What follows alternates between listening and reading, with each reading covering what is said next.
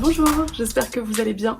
Je vous retrouve pour une nouvelle vidéo pile à lire parce que ça faisait un moment. Je pense que la dernière pile à lire que j'ai faite c'était pour le mois de la fantasy, donc ça fait quasiment 2 mois. J'ai fait une petite pause challenge globalement sur le mois de juin et j'ai lu un petit peu ce qui me passait sous la main, ce que j'avais envie de lire au niveau mood et tout ça, ce qui m'a fait le plus grand bien. J'ai fait des petites challenges à droite à gauche, typiquement le readathon qu'on s'est organisé avec Lucie, mais voilà, c'était pas aussi cadré et avec des catégories etc, donc c'était assez reposant et ça fait beaucoup de bien de lire selon ses moods parfois, et c'est quelque chose que j'aime particulièrement faire en période estivale, donc voilà. J'étais pas certaine de faire des challenges cet été, il y en a énormément qui ont popé sur les réseaux ces derniers temps et qui me font tous plus envie les uns que les autres, mais je me suis raisonnée autant que faire se peut en me disant que je n'allais pas pouvoir tout lire et passer ma vie à lire cet été, ce qui est bien dommage, mais c'est comme ça. Cela étant dit, vous l'avez vu dans le titre, la miniature, etc. On se retrouve pour un nouveau challenge malgré tout, j'ai envie de vous dire, et sans grande surprise, vous le voyez à ce niveau-là, c'est le challenge de la passe miroir qui est organisé par Amita Books depuis 3 ans maintenant. Je ne l'avais pas fait l'année dernière parce que, encore une fois, c'est toujours un peu la même période, j'étais en overdose, saturation de challenge, pile à lire, etc. Et je l'ai amèrement regretté parce que ça avait l'air très chouette.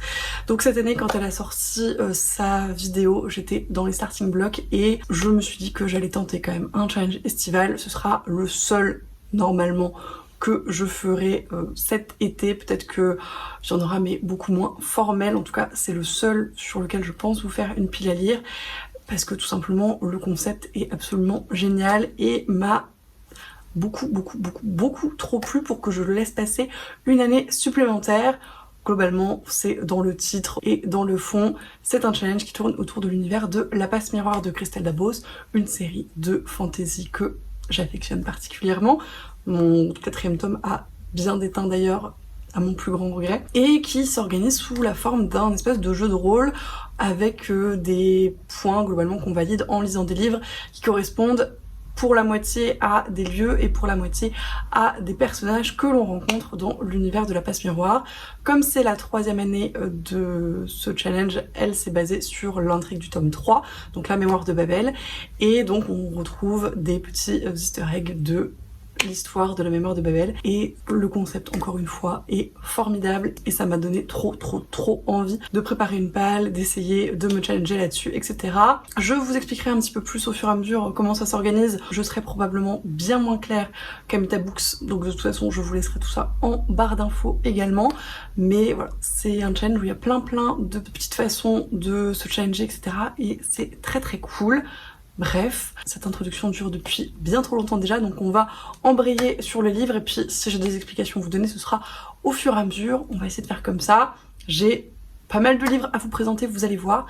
Donc je vous propose qu'on commence. Et on va commencer du coup par la grosse catégorie, les rencontres, donc les personnages que l'on peut rencontrer au travers de nos lectures qui ont un rapport avec l'univers de La Passe Miroir et qui nous permettent du coup de valider des catégories et donc des points pour grimper un petit peu dans les échelons de ce challenge, même si c'est assez chill comme échelonnage et c'est très chouette. La première rencontre n'est autre que les Sans Pouvoir et les mots-clés étaient un livre peu connu, peu apprécié, choisi au hasard et si possible avec une couverture blanche, et c'est ça qui était très chouette également dans les rencontres, c'est qu'il y avait un code couleur à chaque fois pour les personnages parce qu'à Babel les vêtements et leurs couleurs ont une importance assez forte et du coup si on voulait potentialiser le plus de points possible dans nos lectures, il fallait que le livre inclue à la fois la sous-catégorie et la couleur définie, ce qui m'a permis, une fois n'est pas coutume, de ne sélectionner qu'un seul livre par sous-catégorie et ne pas me retrouver avec une pioche à lire absolument gargantuesque.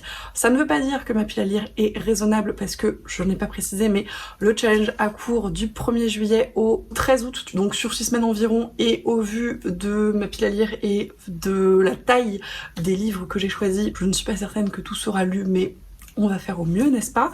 Toujours est-il que, revenons-en à nos moutons, pour les Sans Pouvoir, j'ai choisi Lore de Alexandra Bracken aux éditions de Saxus, qui est une petite relique de ma pile à lire que j'avais achetée en relié à sa sortie et que je n'ai toujours pas lu plus d'1 an plus tard, qui est bien blanc pour le coup il n'y a pas de souci.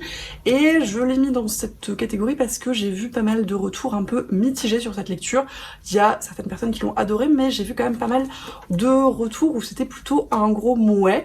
Donc je me suis dit que ça pouvait très bien rentrer dans le livre peu apprécié. Et globalement on le voit pas non plus énormément passer, en tout cas plus maintenant. Donc voilà, je trouvais que ça rentrait plutôt pas trop mal.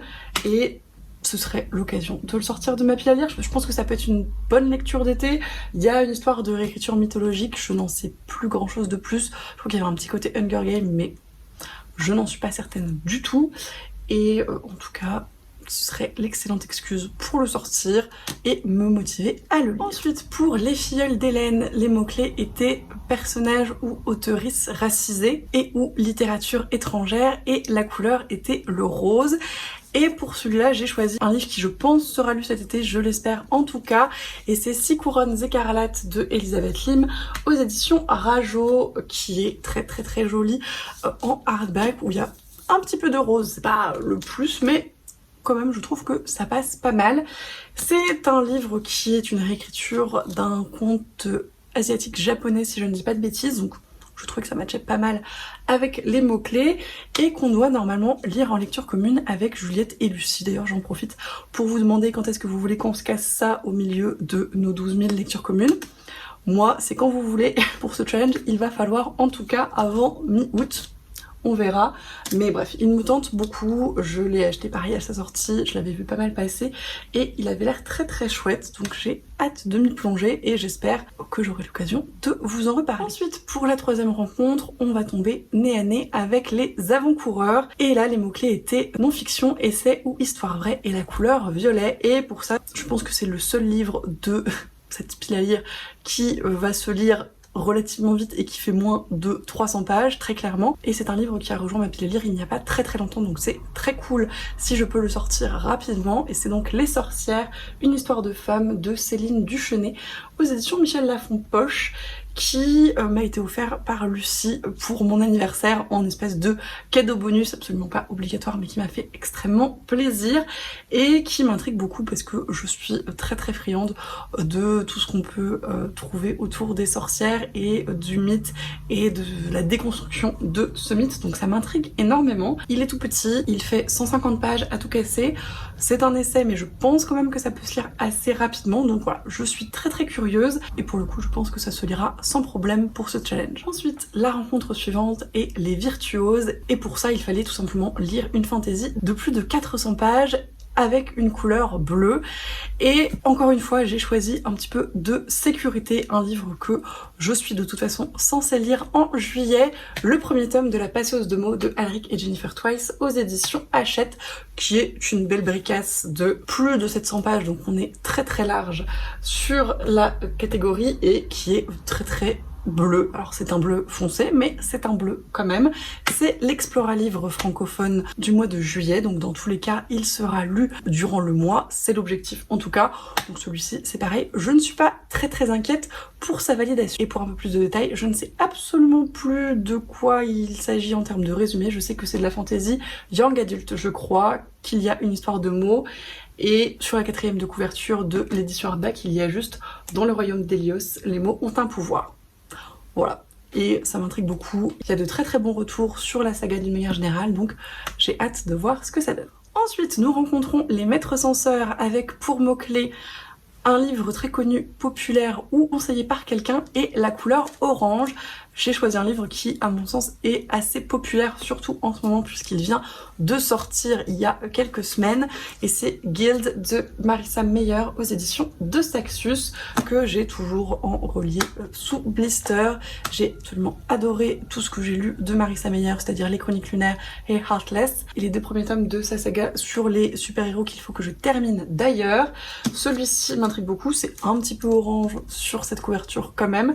C'est une réécriture de Rumpelstiltskin, un conte que j'apprécie particulièrement et j'ai hâte de voir ce qu'elle va en faire. Je pense que c'est de la fantasy YA parce que c'est un petit peu ce qu'elle fait d'une manière générale, mais je n'en sais pas grand chose de plus et je ne veux pas trop en savoir.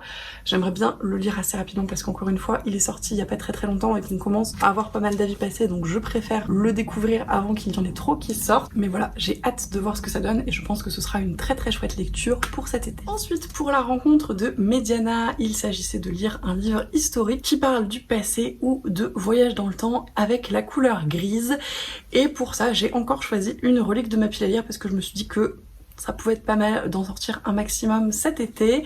Et c'est donc le premier tome de Sous les sabots des dieux de Céline Chevet aux éditions du Chat Noir, qui est assez gris globalement quand même, qui m'intrigue beaucoup. J'avais absolument adoré La fille qui tressait les nuages, le premier roman que j'ai lu de cette autrice, un petit peu moins apprécié Sous les chaînes du silence, qui m'a un petit peu perdue honnêtement. Je pense que j'ai pas tout compris et du coup ça a été une lecture un petit peu plus laborieuse, même si j'ai toujours apprécié la plume. Celui-ci, je ne sais pas du tout ce que ça va donner. Je sais que Juliette l'a lu mais n'a pas du tout accroché avec le personnage principal, raison pour laquelle ça n'a pas été une très chouette lecture.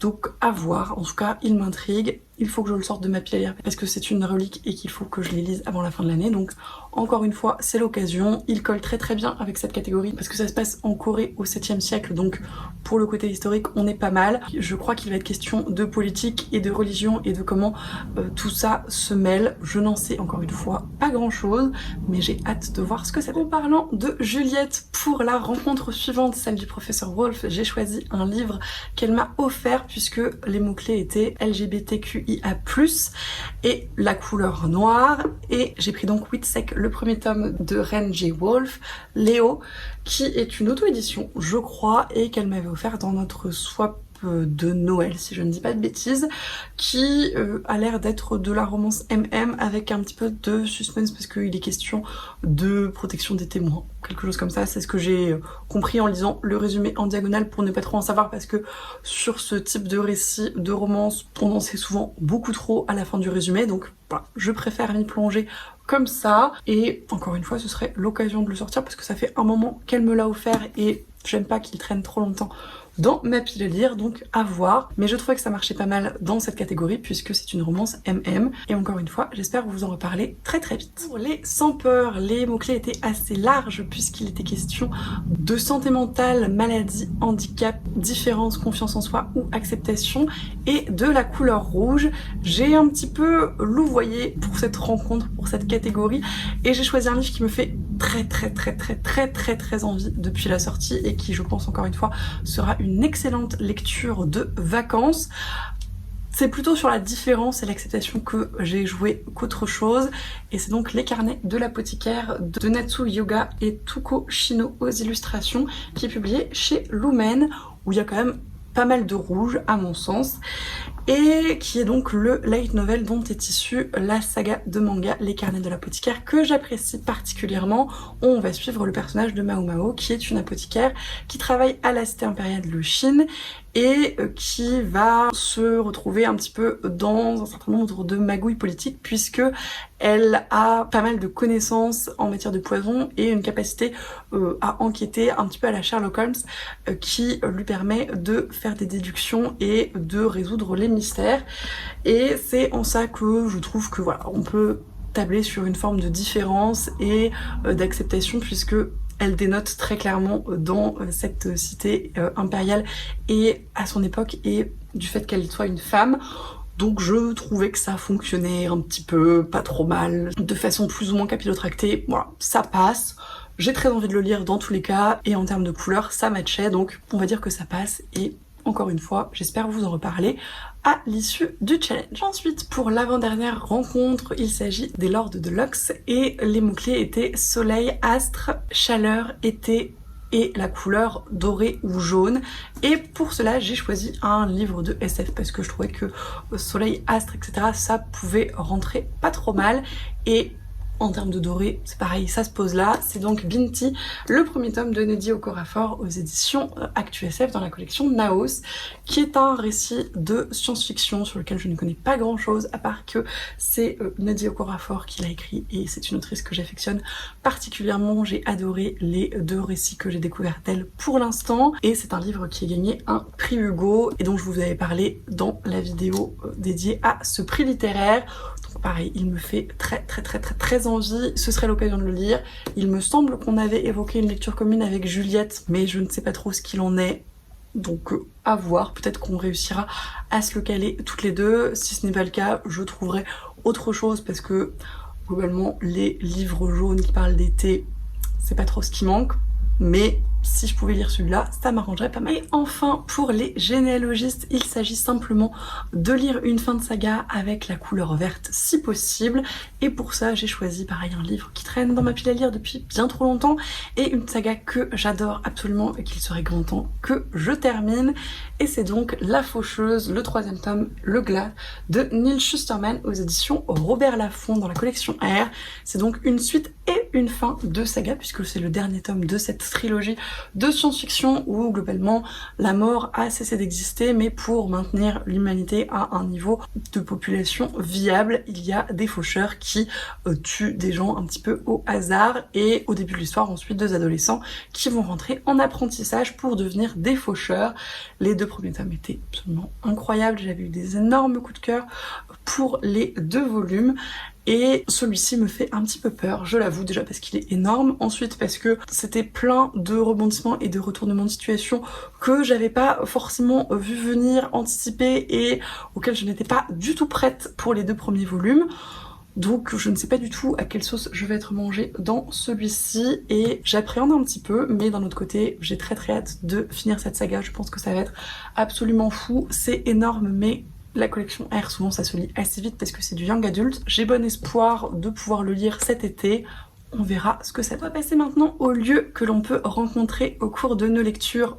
Pareil, dans l'optique de valider des points et de poursuivre l'enquête débutée avec les rencontres précédentes. Je ne sais pas du tout si je l'ai précisé, mais c'est un petit peu le pitch du jeu de rôle globalement. Ophélie cherche quelqu'un à Babel et pour ça, elle va dans un certain nombre de lieux et rencontre un certain nombre de gens. On a rencontré, ou en tout cas prévu de rencontrer, tous ces gens grâce à tous les livres que je vous ai présentés juste avant. On va passer à tous les livres qui me permettraient de visiter tous les lieux d'intérêt de cette arche. Et on va commencer donc par le jardin botanique pour lequel les mots-clés étaient nature, écologie ou fleurs. Et là, j'ai fait un petit peu dans la facilité, on va pas se mentir, mais ça me permettrait également de continuer une saga que j'ai en pause depuis bien trop longtemps, donc c'est un petit peu d'une pierre deux coups, même si c'est pas franchement le sujet. Et c'est le 3e tome de The Bone Season, Le Chant se lève de Samantha Shannon aux éditions de Sexus, que j'ai dans ma pile à lire depuis l'année dernière au moins, et qui a des petites fleurs un petit peu partout sur sa couverture. Donc ça peut passer un petit peu pareil avec un chausse-pied. Honnêtement, c'est pas la trouvaille dont je suis le plus fière pour ma pile à lire, mais encore une fois, ça me motiverait très clairement à le sortir, et il faudrait, parce que je pense que je l'ai calé dans pas mal de piles à lire depuis que je l'ai, et à un moment donné, il faudrait effectivement le lire. C'est l'objectif en tout cas. Pour le lieu, le bazar de Babel, il s'agit de lire le dernier livre acheté de votre pile à lire. Pour le coup, pour l'instant, je n'ai rien mis dans cette sous-catégorie, tout simplement parce que je considère que ça commence à partir du mois de juillet et je ne sais pas encore quel sera le dernier livre acheté en juillet. J'ai quelques petites choses en tête, typiquement Paternoster, que Juliette et Lucie ont lu et qui me fait extrêmement envie. Il y a des petites sorties de Saxus, notamment sur lesquelles je ziote. Enfin voilà, il y a pas mal de choses, donc je pense que je me dirigerai par là. Je vous en reparlerai au moment du bilan ou au fil de mes dernières lectures, à voir. Mais voilà, pour l'instant, je n'ai pas d'avis arrêté pour ce lieu en particulier. Ensuite, pour le 3e lieu, donc le café-théâtre, les mots-clés sont romance, érotisme ou policier. Je ne lis pas énormément de policiers et j'en ai lu un il y a pas très longtemps, donc on va plus s'axer sur la romance. Et pareil, c'est un livre qu'il faut que je lise depuis un moment, qui est dans mes 12 livres à lire pour l'année, que j'ai prévu en lecture commune. Tous les voyants sont au vert et c'est donc Les 7 maris d'Evelyn Hugo de Taylor Jenkins Reid aux éditions Hauteville, que j'ai gagné grâce à Kim de Everbookie sur Instagram, à un concours pour lequel elle a participé pour nous deux, et on a prévu du coup de se le lire en LC cet été, donc je pense qu'on va essayer de se caler ça tranquillement. Pareil Kim, si tu passes par là, n'hésite pas à me dire quand tu es disponible, je calerai ça entre 12 LC manifestement vu cette pile à lire, mais voilà, il me fait très envie. Il me semble qu'il est question de romance, en tout cas d'histoire d'amour, peut-être d'érotisme à voir. J'en ai entendu de très bons retours, notamment de Juliette, donc j'ai très hâte de le lire cet été, et celui-là c'est sûr, je vous en reparle sans tarder. Pour le lieu de l'amphithéâtre, il n'est pas certain que ce soit ce livre que je lise, parce que très clairement, si le reste de ma pile à lire est ambitieuse, celui-ci l'est puissance 12 000. Il s'agissait effectivement de lire soit de la poésie, soit du théâtre, soit un classique. Je n'ai absolument pas de poésie ou de théâtre dans ma pile à lire, mais peut-être que j'en achèterai pour m'épargner cette lecture, en tout cas pour cet été, parce que je ne suis pas certaine, encore une fois, que ce soit le bon moment à plein de niveaux. Et c'est donc La Maison des Feuilles de Mark Z. Danielewski, qui est aux éditions Monsieur Toussaint Louverture, qui l'ont réédité et qui ont fait un travail absolument magnifique. Je l'ai mis dans cette sous-catégorie puisque, à mon sens, c'est un espèce de classique dans le genre chelou. En tout cas, des retours que l'on ait eu, il a l'air de se poser là à pas mal de niveaux.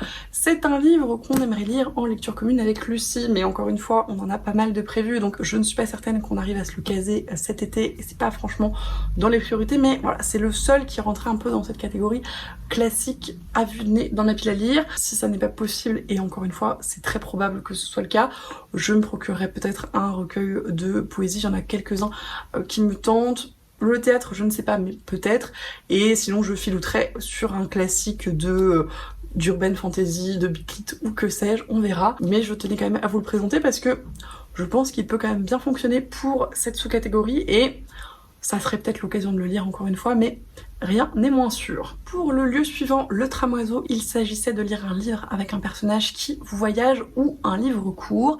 Et pour ça, j'ai choisi un livre où j'espère bien que le personnage va voyager, en tout cas c'est ce que j'ai compris de la fin du tome précédent, et il serait grand temps.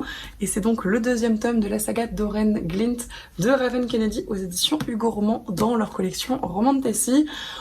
Étant donné que dans le premier tome, le personnage principal était emprisonné dans 80% du récit, j'espère bien qu'elle va voyager un petit peu dans ce second volume et que les choses vont davantage bouger. Je vous avais parlé du premier tome à sa sortie en début d'année. C'était une lecture un petit peu étrange parce que je voyais le potentiel de l'univers, mais c'était vraiment très introductif et très problématique à plein de niveaux. Donc j'espère que ce deuxième tome va rattraper les choses. J'en ai vu de très bons retours de Nina Quill notamment, et d'autres bien moins bons de Book and a Cup. Donc je ne sais pas du tout, mais ça m'intrigue, et c'est pas un livre aussi court que ça, mais s'il se lit comme le premier tome, ça va aller assez vite. Donc ce serait pas mal, encore une fois, de le sortir, d'autant que le troisième tome va sortir ou est sorti il y a peu de temps, et que si je veux continuer, j'aimerais bien ne pas trop faire traîner la saga. Pour le lieu suivant, le mémorial, il s'agissait de lire une relique de notre pile à lire ou un très vieux livre. J'ai choisi encore une fois une relique parce que j'ai pas beaucoup de très vieux livres et qu'il faut que je lise mes reliques. Et c'est donc Cendre de Johanna Marines aux éditions Snag, qui est dans ma pile à lire depuis Les Imaginales de 2021, si je ne dis pas de bêtises, on ne saura pas. Qui se passe à Londres en 1888. Et c'est tout ce que j'en sais pour l'instant. Je crois qu'il y a une ambiance un petit peu brumeuse. Je ne sais pas du tout. Je pense que ça peut se lire assez vite parce que souvent c'est le cas des éditions Snag. Je crois que c'est le premier livre de cette autrice que je découvrirai. Je n'ai pas franchement d'a priori pour l'instant, mais en tout cas il m'intrigue, et encore une fois ce serait l'occasion de sortir une nouvelle relique de ma pile à lire. Le lieu du Transcendium avait pour mots-clés espace science-fiction et onirique, et c'était l'excuse parfaite pour sortir un livre qui me fait bien trop envie de ma pile à lire, sans grande surprise probablement. La Galaxie vue du sol, le quatrième et dernier tome malheureusement des Voyageurs de Becky Chambers aux éditions La Talente, qui est absolument magnifique en hardback soft touch. Je vais mettre des traces de doigts partout, mais il est sublime. C'est donc le quatrième volume de cette saga de science-fiction positive que j'affectionne particulièrement, avec laquelle je me régale à chaque fois et que j'ai très très hâte de lire, même si je vais être très très triste de la terminer. Que vous dire de plus? Celui-là, c'est clair, il sera lu. En plus, je pense que ce sera la lecture parfaite pour cet été, pour faire le plein de bonnes vibes. Donc je vous en reparle très bientôt, sans aucun doute. Pour le secrétarium, il fallait lire un livre où il était question de mythes, de mythologie, de légendes ou de réécriture. Et c'est pareil, c'est un livre qui me fait extrêmement envie et qui traîne depuis bien trop longtemps dans ma pile à lire. Et c'est Mythos de Stephen Fry aux éditions Calman Levy. Je l'avais pris dans un coup de tête à Durance parce que la couverture m'avait tapé dans l'œil, parce que le résumé m'intriguait. C'est des réécritures de mythologie avec un point de vue un petit peu humoristique par Stephen Fry, que je connais en tant qu'acteur mais qui est également le lecteur anglais de Harry Potter. Donc voilà, encore autant d'arguments pour m'intriguer. J'apprécie particulièrement les réécritures mythologiques, donc je suis très curieuse de découvrir celle-ci. Encore une fois, je pense que c'est typiquement une lecture pour l'été, de par les couleurs de la couverture, de par la mythologie, etc. J'espère vraiment ne pas trop le faire traîner dans ma pile à lire et vous en reparler rapidement. Presque fini, puisque l'école de la bonne famille est l'avant-dernier lieu de ce challenge avec les mots-clés école ou découverte d'un nouvel auteur.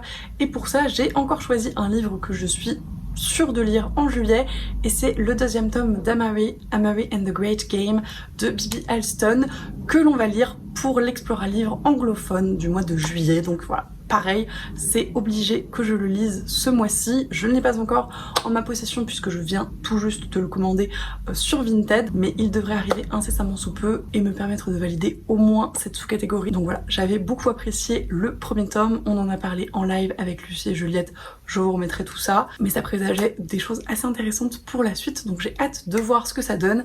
Et de toute façon, celui-là, c'est sûr, je vous en reparle très vite. Et enfin, le dernier lieu de ce challenge, la dernière catégorie, était donc la cantine de l'école, avec pour mots-clés animaux, végétarisme ou cause animale. Et pour ça, j'ai choisi un petit livre jeunesse qui, je l'espère, va se lire assez vite. Je crois qu'il est un petit peu moins jeunesse que le précédent de l'auteur, mais ça devrait quand même se faire. Et c'est donc Là où règnent les baleines de Jolane C. Bertrand aux éditions L'École des loisirs dans la collection Medium. Il y a une énorme baleine sur la couverture, je pense que ça rentre pas mal dans cette catégorie.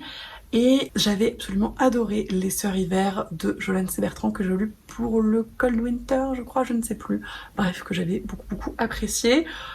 Celui-ci, c'est sa toute nouvelle parution et il m'intrigue énormément. Je ne sais pas du tout de quoi ça parle, à part de baleines manifestement, donc probablement d'animaux, mais ça a l'air très chouette, ça a l'air très mignon. La mise en page est assez aérée, il y a tout un carnet d'illustrations en milieu d'ouvrage, donc ça a l'air très chouette. Encore une fois, la couverture crie été, que demander de plus? Et voilà, c'en est tout pour ma probablement bien trop ambitieuse pile à lire pour le challenge de la passe miroir. Merci d'avoir regardé cette vidéo jusqu'au bout. Si vous êtes encore là, j'espère que ça vous a plu. Comme d'habitude, n'hésitez pas à me dire si certains des livres que j'ai présentés vous tentent, si vous en avez déjà lu certains, encore une fois pour me motiver encore plus à les sortir, parce que je vais ramer, je pense, pour quelques-uns, mais c'est bien aussi de se challenger à ce niveau-là, c'est le but. J'en profite pour remercier Amita Books, si elle passe par là, pour l'organisation de ce challenge que je trouve absolument formidable, hyper inventif, hyper créatif, hyper cool et encore une fois qui donne très envie. Donc merci beaucoup, j'ai largement de quoi faire pour m'occuper cet été. Il y aura probablement d'autres livres qui s'intercaleront, mais si j'arrive déjà à lire cela, on sera pas mal. Et si je ne valide pas tout, c'est pas dramatique, c'est le principe aussi d'un challenge à points. On va voir un petit peu ce que ça donne. Avant que j'oublie d'ailleurs, en parlant de points, il y a dans le principe de ce challenge et du fait que ce soit un petit peu un jeu de rôle, des familles à choisir dans l'univers donc de Babel pour cette session là, et j'ai hésité un petit peu, mais au vu là des quelques derniers tomes de saga que j'ai dans ma pile à lire, je pense me décider pour les gustatifs, parce que tout simplement ça rajoute 20 points supplémentaires à chaque saga terminée. Sinon il y a les acoustiques où on peut prendre les points d'une catégorie non lue, mais Voilà, je pense que ce sera plutôt dégustatif, à voir, encore une fois, je vous en reparlerai dans le bilan. C'est très brouillon mon explication de ce challenge, mais encore une fois, n'hésitez pas à aller voir la vidéo d'Amita Books si ça vous intéresse, parce que ça part un petit peu dans tous les sens ici. Bref, je vous remercie comme d'habitude pour tous vos commentaires, tous vos messages, tous les échanges qu'on peut avoir, c'est toujours un plaisir. Merci énormément pour tous vos retours sur mes dernières vidéos, parce que je n'ai jamais eu autant de commentaires que ces derniers temps et ça me touche énormément, donc merci beaucoup pour ça.